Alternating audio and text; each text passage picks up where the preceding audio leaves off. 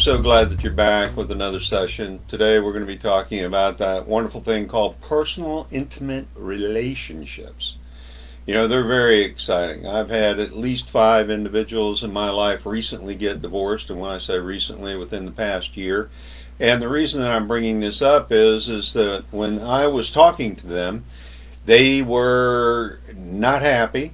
They couldn't see a lifelong. They reevaluated what was important to them in their lives, what was important to them in their personal relationships, how they were going to, associate with their children, whether or not they were a good role model for their children. Well, we counseled and went through it, and that's not what the discussion is for today. What we're talking about is that you still trust the individual, you still respect the individual. You realize that life is short, but they're still in the ballpark. And I want to talk to you just a little bit about it. You're not emotionally connected to her. Well, if you're not emotionally connected to her, are you wandering and looking for another relationship in order to leapfrog out of? Or are you just kind of like blasé and you're looking to put a little spice, a little bit of garnishment into the relationship? So just a moment ago before this live, one of the things I did was, my partner really enjoys naps. So that's something that I don't enjoy. And they asked me, would I go get them a blanket and bring it in? Well, what am I talking about here? Probably 40 total steps in order to accommodate that.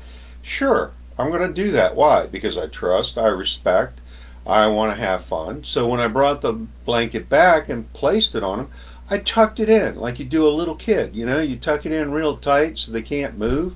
And, I think that's funny, but I also know that it made her giggle. So that right there helps keep that connection within the relationship. You don't have any personal, intimate time in the relationship. Well, are you actually looking to do that? Are you sleeping in separate bedrooms because one snores and the other doesn't? Maybe that right there is a huge separation. You don't have any time for your partner.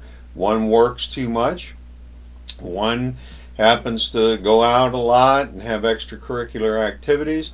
Well, here, we're talking about a communication style. Are you looking to figure out if you need a divorce? Well, if trust and respect is still there, you're pretty much on top of it. Are they being present in the room? These are the kind of things that cause relationships to separate rather rapidly. Lack of sexual desire on a female's part typically is done because you're not there. There's a separation. You're not coming in the room. When they are in the room, you're on your phone. You're doing something else. You're not paying attention to them. It's lack of focus, being overwhelmed. When I think about relationships that still have some meat on the bone and can be put back together, I think about, are the people that are involved, is there a lot of stress around the relationship? External, internal stress by finances, stress by health? Is there anxiety? Are there children involved? Are there feelings of inadequacy, feelings of separation, feeling of loss, overwhelmment? Or can you count on them in a time of need? Spontaneous. Is there just a lack of focus in the relationship where you really don't know if you're in the same? Majority of relationships that I've been involved in, there was an extreme extrovert and an extreme introvert, and yeah, you can make those work, and they're easy to do, especially if you're paying attention. And I've got a quick paper that has 5 different ways to engage your partner. There's also a book out that I really do like. You can get in the library. And that's in your price range. It's called The 5 Languages of Love by Gary Chapman. So, if you're looking to get those resources, go ahead. Say, I want the 5 personal, say 5 personal. And then what will happen is I'll send it over to you. Another thing is that you want to join my challenge. And in that challenge, it's going to be 5 days to better sex. And I'm going to show you 5 ways to please a woman. I'm going to show communication with your spouse.